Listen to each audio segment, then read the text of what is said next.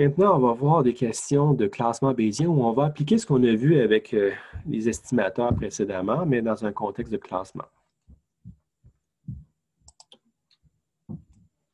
Et donc, si on applique la règle de Bayes pour le classement, on a quelque chose comme la probabilité a posteriori d'avoir que le x soit de la classe C ici, qui est égale à la vraisemblance fois la probabilité a priori divisée par l'évidence. Donc, on a pris ce qu'on avait présenté tout à l'heure, précédemment, puis ça, bien, étant donné que l'évidence, ça correspond tout simplement à la somme de la vraisemblance fois la probabilité a priori sur toutes les classes, c'est l'équation qu'on a pour faire du classement avec la règle de Bayes.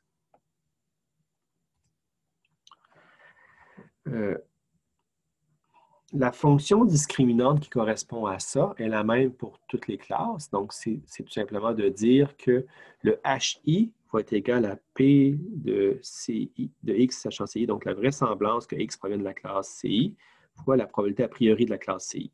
Donc, ça, c'est tout simplement ce qu'on a ici au numérateur.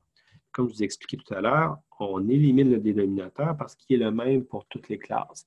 Et si on ne s'intéresse pas à la probabilité, mais on veut juste avoir une valeur numérique, mais la valeur numérique nous permet de dire qu'on n'a seulement qu'à ignorer ce qu'il y a au dénominateur vu que c'est la même chose partout et utiliser la valeur au numérateur pour faire du classement. Donc, le HI ici va avoir une valeur entre 0 et une grande valeur qui peut tendre jusqu'à l'infini même, selon ce qu'on arrive, selon certaines vraisemblances particulières. Et donc, en appliquant ça, on peut tout simplement aussi, on peut par-dessus ça appliquer le logarithme. Donc, si on applique le logarithme ici face à tout ça, on arrive à ça ici. C'est quoi l'intérêt? Bien là, c'est qu'en appliquant le logarithme sur un produit, on transforme ça en une somme. Au lieu d'être le P de la vraisemblance de X selon CI fois la probabilité a priori, on a le log de la vraisemblance ici, plus le log de la probabilité a priori. Donc, encore une fois, ça simplifie les équations, puis ça ne change pas les valeurs relatives des HI. Donc, les HI peuvent, oui, l'échelle va changer, mais le HI maximum avec la probabilité a posteriori va être le même que le HI maximum avec le logarithme ici. Tout ça est équivalent.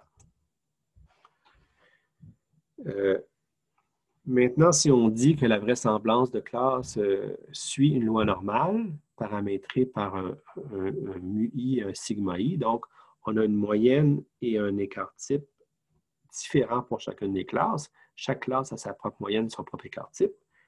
On peut avoir donc une vraisemblance de classe qui est donnée ici comme étant la loi normale, tout simplement. Donc, ici, c'est l'équation de la loi normale qui nous donne donc la vraisemblance que X provienne de la classe CI, selon les mu i, sigma i correspondants.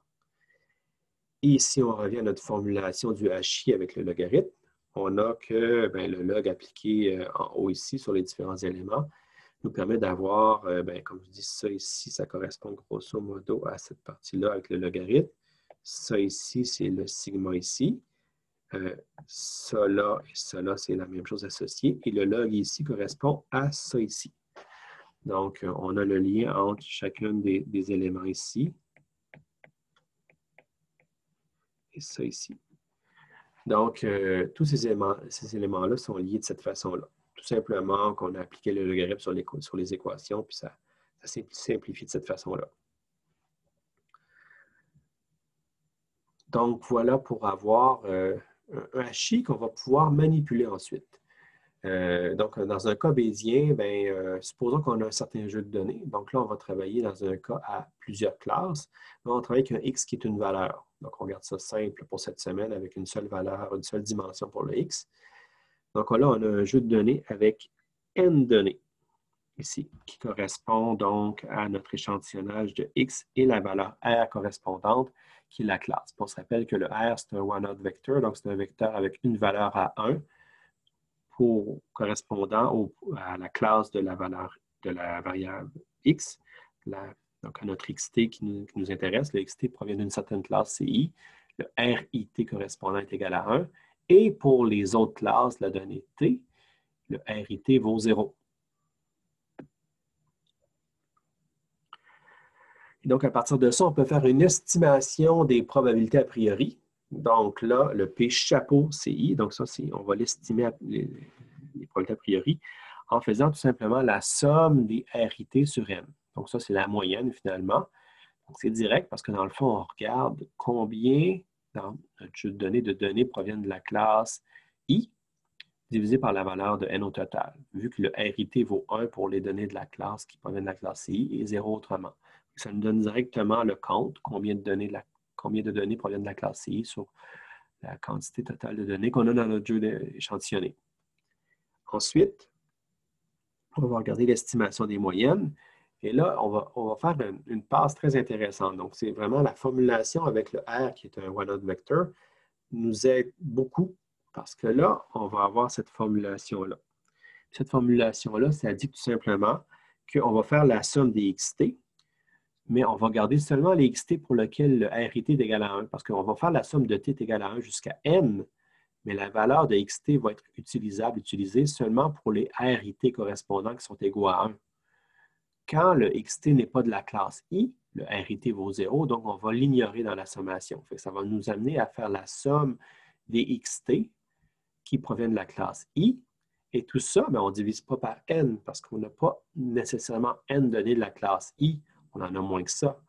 On en a, dans le fond, sommation des RIT. Parce que si, je ne sais pas, on a N est égal à 100, puis on a 75 données qui proviennent de la classe 1 et 25 de la classe 0, bien, le R1T, donc les valeurs de R pour la classe 1, si on fait la somme pour les 100 données, il va en avoir 75 qui vont être égaux à 1. Donc, on va avoir directement la valeur de N pour la classe CI.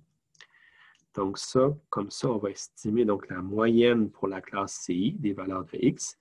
Et similairement, on va estimer les écarts types pour la classe CI aussi, selon le même principe. Donc, ça, c'est l'estimateur selon le maximum de vraisemblance. Il n'est pas corrigé. Et donc, la fonction discriminante correspondante, si on prend ce qu'on avait vu à la cétate précédente, on a le HI de X ici qui est égal à moins 1/2 log de 2pi, moins log de SI, moins, là, on va avoir les estimateurs de classe ici qu'on avait calculé et l'estimateur, on avait aussi le SI ici, et l'estimateur de la probabilité a priori. Et donc, on peut brancher, on peut aller chercher nos trois estimations, probabilité a priori, moyenne, écart type. Donc, ces trois estimations-là sont nécessaires pour avoir une équation fonctionnelle du HI. Si on fait ça pour toutes les classes, donc les classes 1 à 4. Ce qui est intéressant de noter, c'est que la partie ici, là, le moins 1/2 2pi, est la même pour toutes les classes. Puis si on ne s'intéresse pas vraiment à la valeur précise de HI, comme on a fait avec le logarithme en éliminant l'évidence, bien encore une fois, ici, c'est une constante qui ne nous sert pas vraiment. On peut tout simplement l'ignorer et ça ne changera rien. On peut aussi supposer que la variance est égale. On dit, bien, le mu va être différent pour les classes, mais si on suppose que le sigma est le même pour toutes les classes, qui est une simplification qui est honnête, là, qui se fait, bien là, on peut simplifier les choses, puis on peut aller plus loin encore. Donc ça, c'est le deuxième cas, on dit que tout est égal. On peut avoir une troisième simplification, où là, on va supposer que les probabilités a priori ici sont tous égales. Si on a deux classes, c'est 50-50. Si on a quatre classes, c'est 25-25-25-25 %. On dit si tout ça est égal, ce qui est quand même une hypothèse assez forte, mais qu'on pourrait faire pour simplifier notre modèle, tout simplement, on arrive à quelque chose qui ressemble à un classement par la plus proche moyenne. Parce que dans le fond, si on regarde ça, ça c'est constant. Ça, c'est pareil pour toutes les classes, ça fait que ça ne change pas. Ça, c'est pareil pour toutes les classes, ça ne change pas. Ça, c'est une constante aussi. Qu'est-ce qui nous reste? Il nous reste seulement ce morceau-là dans l'équation. Donc, ce morceau-là nous donnerait tout simplement le HI à utiliser. Et ça correspond directement à faire un classement par la plus proche moyenne. On va dire, bien, quelle est la moyenne de classe la plus proche de notre donnée X? Et on va assigner donc la donnée X à la classe pour laquelle la distance à la moyenne est minimale. Donc, on s'entend, il y a beaucoup de simplifications ici, mais c'est un moyen d'arriver à un modèle très simple. Je vous dirais que le modèle du classement à la plus proche moyenne, c'est probablement le modèle de classement le plus simple qu'on peut avoir et qui donne des performances disons, raisonnable. Donc, ce n'est pas farfelu, c'est vraiment pas le plus performant, loin de là, mais c'est quand même, ça peut offrir certaines capacités de classement. Si on regarde ça en termes de tracer les densités de probabilité, donc là, je parlais de loi normale depuis tantôt, là, on a enfin des cloches, on va voir les cloches selon deux classes. Ce qu'on a ici, en rouge, correspondrait à ce qu'on a comme cloche ici, c'est notre première classe, c'est la distribution, c'est la vraisemblance que notre x, donc on a vraiment une fonction sur le x, la vraisemblance que le x provienne de la classe des rouges, la classe 0, c'est 0 ici. Similairement, le pointillé en bleu, c'est la vraisemblance qu'une donnée provienne de la classe 1, la classe des bleus.